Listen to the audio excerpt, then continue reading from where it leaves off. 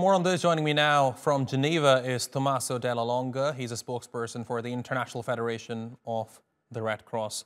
Good to have you here with us on TRT World. What are you hearing from your teams on the ground? What are they telling you about the search and rescue efforts?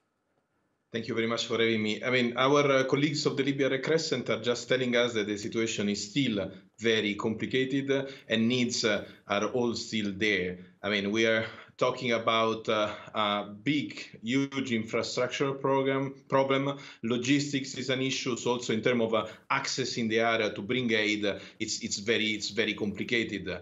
People still need shelter, so a safe place where to stay. We know they are allocated some schools, public buildings, makeshift shelter, but this is not, of course, enough.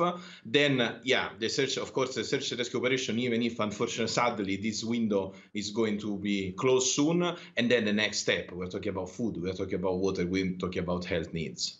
Tommaso, help us understand how long before this is turned into a recovery operation? How much more time do we have?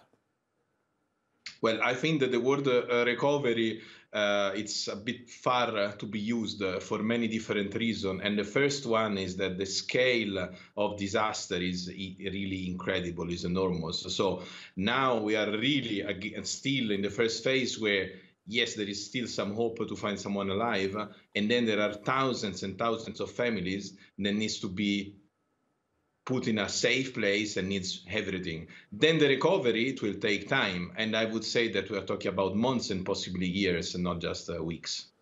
And Tommaso, before coming into the studios, I saw a report which highlighted one of the statements by the United Nations in which the UN has basically said that most of the deaths in Libya could have been avoided.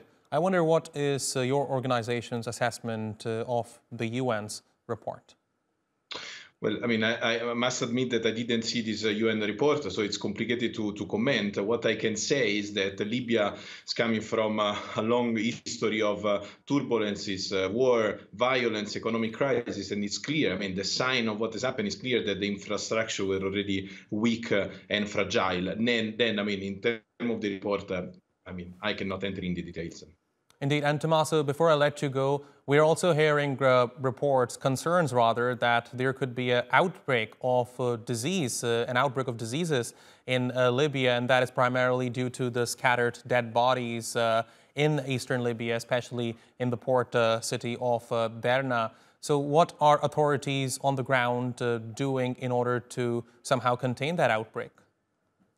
Well, first of all, as I said, the situation is very complex. So, of course, we are aware of dead body and we are aware of the fact that dead body management is critical at the moment. But unfortunately, this is one of the many priority, and the situation is really overwhelming. In terms of the health risk, I would like to highlight that the situation is complicated after every disaster when you put thousands of people in closed space, on an overcrowded space, and there is no clean water there. So what I can see as a threat, what we call the disaster inside disaster, is more this one, that there is really a need to prevent any possible health issue, any possible outbreak. And to do that, we need clean water, we need food, we need health support. So this is the phase where we need to go. Tommaso Dela Longa, thank you very much for talking to us here on TRT World. Really appreciate your taking out the time.